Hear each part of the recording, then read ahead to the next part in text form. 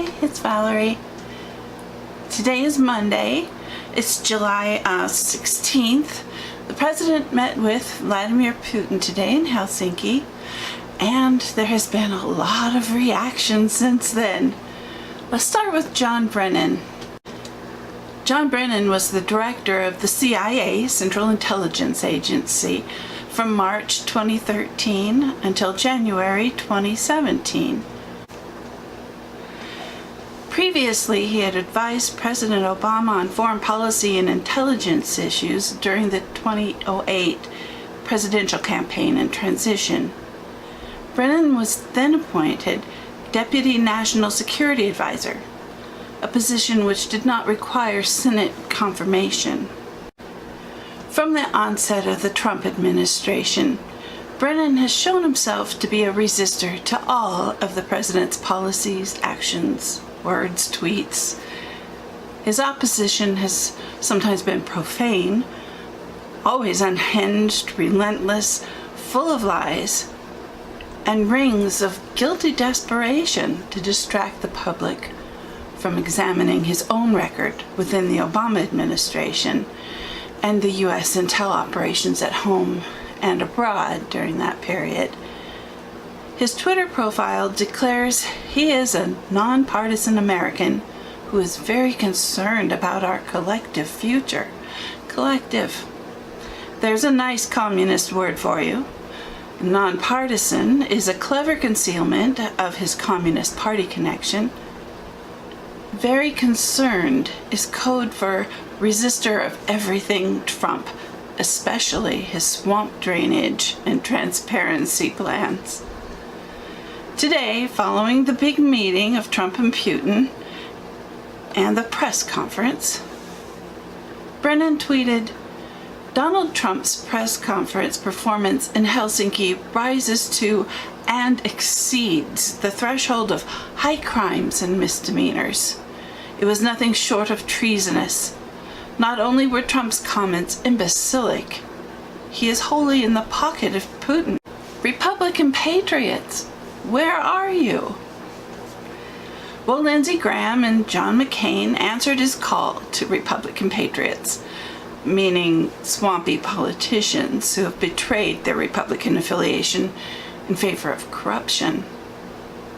After all, Brennan has had years of access to sensitive info gathered on these swamp critters. They're going to respond. In a three-part tweet, Lindsey Graham says, "Missed opportunity by President Trump to firmly hold Russia accountable for 2016 meddling and deliver a strong warning regarding future elections. The answer by President Trump will be seen by Russia as a sign of weakness and create far more problems than it solves. Meddling and collusion are not the same thing. Russia did meddle in 2016 election and are trying it again. I've seen no evidence of collusion, plenty of evidence of Russian meddling. Russia didn't beat Clinton, Trump beat Clinton. Bad day for the U.S. Can be fixed, must be fixed. Finally, if it were me, I'd check the soccer ball for listening devices and never allow it in the White House."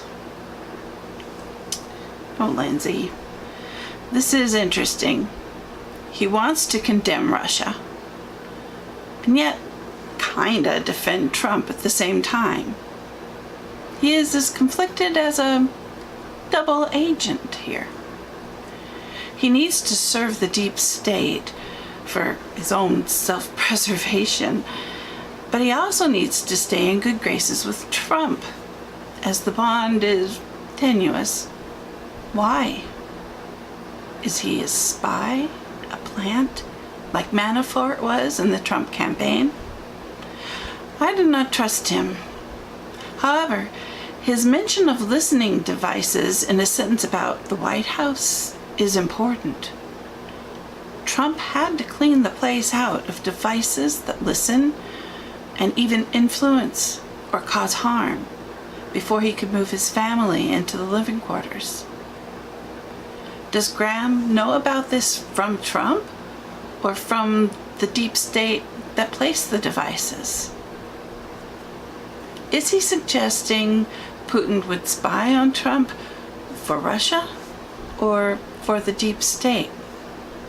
Is he warning Trump that Putin is a Russian enemy, or is he warning Trump that Putin is deep state? More vicious is the tweet from Graham's buddy, John McCain, whose Twitter profile reminds us he is chairman of Senate Armed Services Committee. He neglects to mention that he has neglected his duties all year as an elderly brain cancer patient too ill to go to work. He tweeted, "Today's press conference in Helsinki was one of the most disgraceful performances by an American president in memory." He then links to a statement, and I'm not going to bother with that. Disgraceful is the word of the day for criticizing Trump. Democrat Elizabeth Warren tweeted, "Once again, Donald Trump takes to the international stage to embarrass America, undermine our institutions, weaken our alliances, and embrace a dictator. Russia interfered in our elections and attacked our democracy. Putin must be held accountable, not rewarded. Disgraceful." Biased media personality Anderson Cooper announced, "You've just seen the most disgraceful performance by a U.S. president." Loser Hillary's loser running mate Tim Kaine tweeted, "What we saw today from President Trump isn't just disgraceful, it makes Americans less safe. By siding with a hostile foreign power over American law enforcement, he is jeopardizing our future national security and emboldening our enemies." Former acting and deputy director of the CIA and a CBS national security contributor, Michael Morrell, tweeted, "POTUS's refusal today to stand with the men and women of the intelligence community with regard to Putin's interference in the 2016 election was disgraceful. By doing so, he undermined the very people who are working tirelessly to keep us safe. They deserve better. So do we all." You know who's working tirelessly? President Trump. He's working far harder than any of the agents we've seen in the U.S. intel community lately. Senior political commentator at CNN, David Axelrod, tweeted, "And whatever happened before, what we saw today was a disgraceful act of collusion." Okay, collusion again. Collusion. What a horrible thing.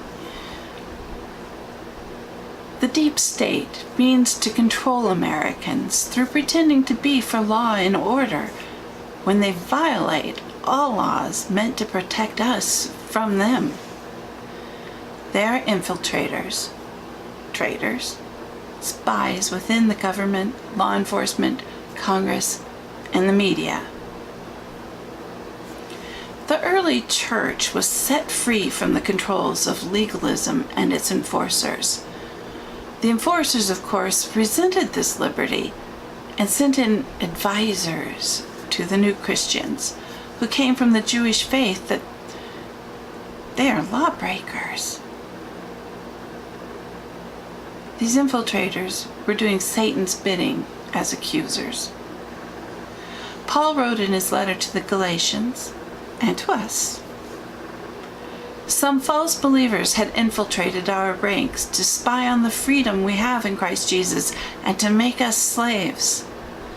We did not give in to them for a moment, so that the truth of the gospel might be preserved for you." This principle applies to false believers and to false patriots and false advisors across the board. They will do all they can to regain control. But they are not the boss of me, nor of you. We can reject them, mock them, and expose them It's our right as free people. So regarding all of these authorities and experts that we hear in the news media, all I can say is just enjoy the show.